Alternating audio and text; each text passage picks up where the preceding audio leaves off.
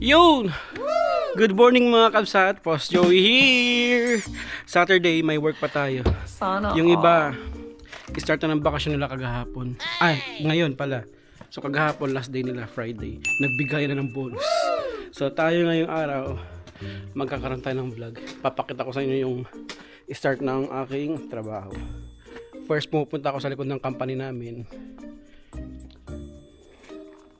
Kasi binuksan ko yung compressor, air compressor kagahapon. Araw-araw naman para sumingaw yung hangin na na may lamang tubig. Ito. Ang mahirap dito ay nagyayelo yung yung dadaanan ko. Sobrang ginaw.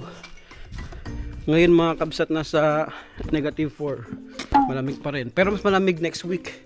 Kaya keep warm. May dala akong kape. Bruh. Yung kape ko namang to ay konti lang naman. Good for 2 hours ngayong umaga lang kasi nga sa umaga sobrang ginaw. Kaya kailangan mainit ng tubig, kape-kape. Yan lang kayo.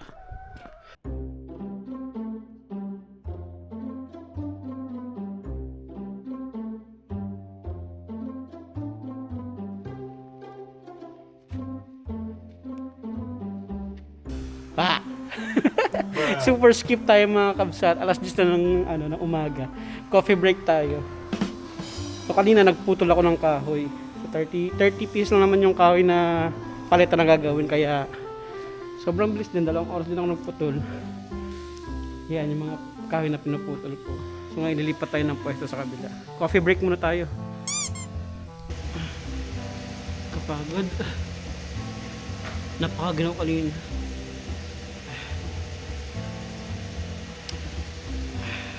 3 minutes yung break time namin, so ito yung kape. Meron pa naman natira kanina. Hindi na nga lang masyadong mainit gawa 2 oras na. Pero may usok-usok pa rin. No?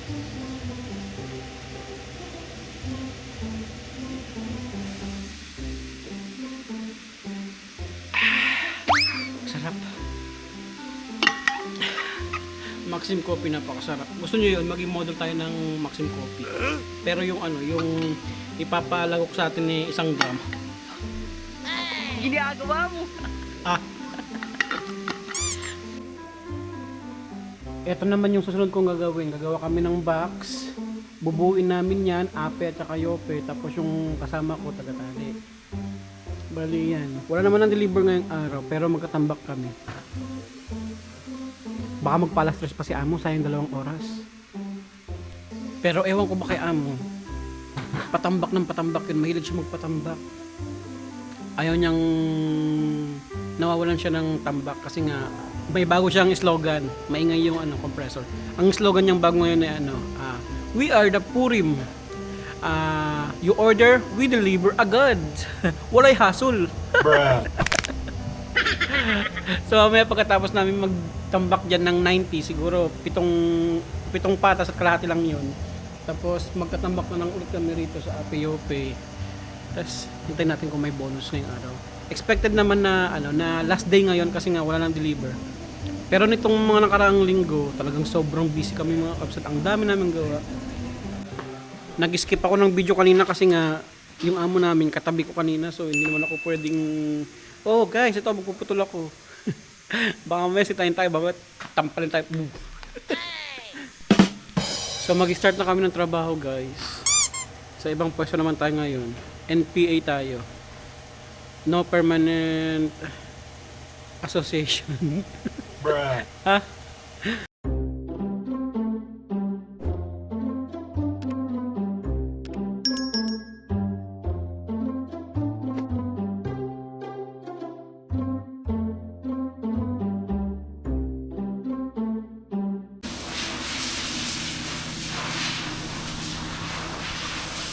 So ayun guys, alas 12 na, lunch break na namin. Naka-4 na patas kami sa ginawa. So matapos namin ng alas 2. Naka-4 lang kaming patas ng katrabaho ko, hindi naman natapos. Ganon guys sa trabaho kapag yung vlog ko ay sa trabaho. Clips lang. Nakakaya naman kasi kung yung mga katrabaho ko ay todo sa trabaho tapos tayo ay pa-vlog-vlog lang. Hindi pa pwede yun. At saka yung mga viewers natin dyan baka mamaya isipin pa-chill-chill lang tayo. Hindi. Nagagawa natin mag-video kapag yung trabaho natin ay magaan. Kaya naman break time. Ganun lang tayo. Kaya namin tatapusin ng alas 2. Pero hindi ko lang sure sa mga paleta. Siguro abutin to ng alas 5.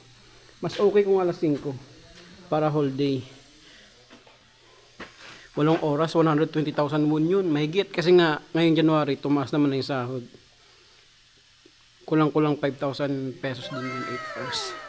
So diba? Diba tayo pag Saturday overtime. Babalikan ko lang kayo mamaya kapag natapos yung trabaho namin o maglilinis na kami o kung may bibigay bang bonus sana.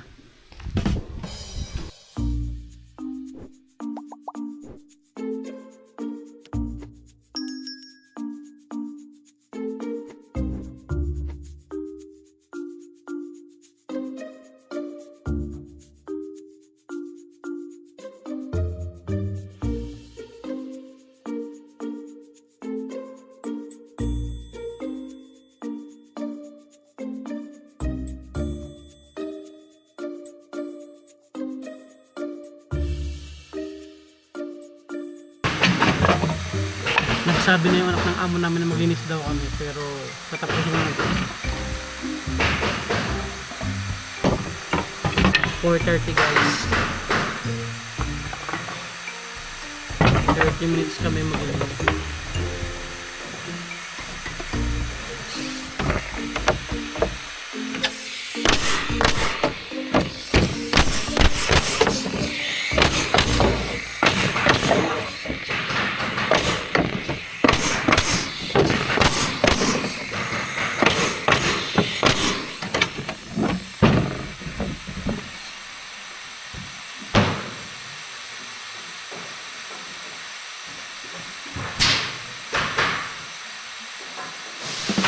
Sa paglilinis dapat ipakita natin masipag tayo para magbukas tayo na mataas yung ibigay sa ating bonus. Joke lang, sanay na kami na 100k, masaya na kami doon, okay lang. Ang mahalaga ay nakarating tayo ng Korea, sumasahod tayo ng malaki para sa pamilya, yun ba? Linis na tayo.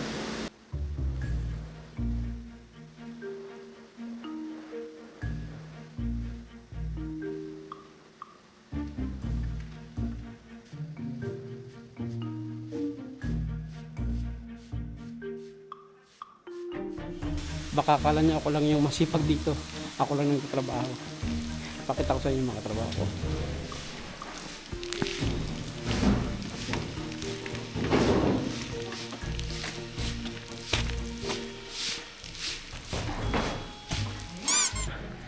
Nakakabigayan na ng bonus.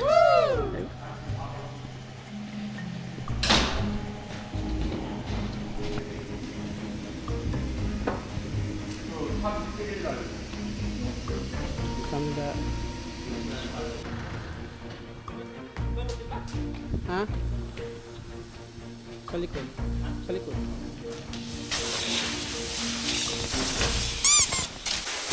So yun guys, naka-receive na yung kasama namin ng bonus.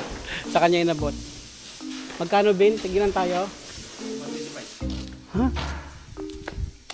Tignan mo. Yes. 250 namin. Mamaya na. Ay, wala. Wala akong 25. Ay, hindi. Sayang yung yun. Okay. Sige, sige. Sir mo? Magkano nga ulit? Kaya, 250 natin, oh. So, yun mga kabsat. Natapos ang araw natin. Hindi naman masyadong pagod. Kasi magal lang yung trabaho natin kanina. Namigyan ng bonus yung amo namin kay Kerbin inabot. Ang binigay ni amo ay charan! 500,000 won. 500,000 won daw. 250. 250. Apat kami maghahati-hati rito. Bali, 1, 2, ay hindi. Hindi siya 250. 250, dalawa lang kami ni Kerbin. Tapos, yung 250 din sa dalawa. Tapos, tig 125 kami ni Kerbin. Sabi kasi ni Amo, yung 400 paghati-hatian namin. Bali, 100, tapos yung 100 pangkain daw namin sa labas. So, paghati-hatian na lang namin. Bali, 125,000 won. Magkano kaya yun sa peso? Nasa 5,000 din ba yun? Nasa 5,000 din siya. Goods. Thank you, Sajang Nim. So, ganun na mga kabsat. Dito sa Korea kasi, dahil Chinese New Year, nagbibigay sila ng bonus. Marami sa mga kaibigan ko mataas yung bonus na sa 1 million. May nakakuha ng 1 million pero sa atin, sanay na tayo sa 100,000, 200, ganyan. Pinakamataas na yung 200. Ipinagpapasalamat natin yun. Ang kagandahan dito, masasabi nating patas naman kasi sa sahod, bumabawi naman sila sa sahod. Mataas naman sila magpasahod dito dahil may overtime kami lagi. Tapos, yung iba, mataas yung bonus nila. Sinasabi rin nila sa mga content nila na hindi lahat pare-parehas. Swertihan sa mga company na napasukan. Tama yun mga kabsat. Huwag kayong masyadong pa-stress. Kunwari, napunta kayo ng Korea tapos napunta kayo sa company na hindi nagbibigay ng bonus. Okay lang yun. Ipagpasalamat pa rin natin na nakarating tayo ng Korea. Baka kasi ibang viewers dyan sabihin, bakit sa ganyan, napapanood ko, ang laki-laki ng bonus, ang ganda ng trabaho. Bruh. Hindi pare-parehas. At ang lagi ko pang may advice sa inyo is, lagi nyong gagalingan mga kabsat. Kung nangangailangan kayo ng tips, mga keywords, mga strategy sa exam, mga viewers natin dyan na aspiring EPS na katulad ko rin dati na nangangarap lang makarating ng South Korea. I-message nyo lang ako sa aking sa aking pahina. Mabibigyan ko kayo diyan. Lahat mababahagian. At wag nyo ring palang kalimutang i-follow ako sa mga social media accounts ko, lalo na sa YouTube. Follow nyo ako, guys. Ting ning ning ning ning. Yan. Maraming salamat. Bye-bye.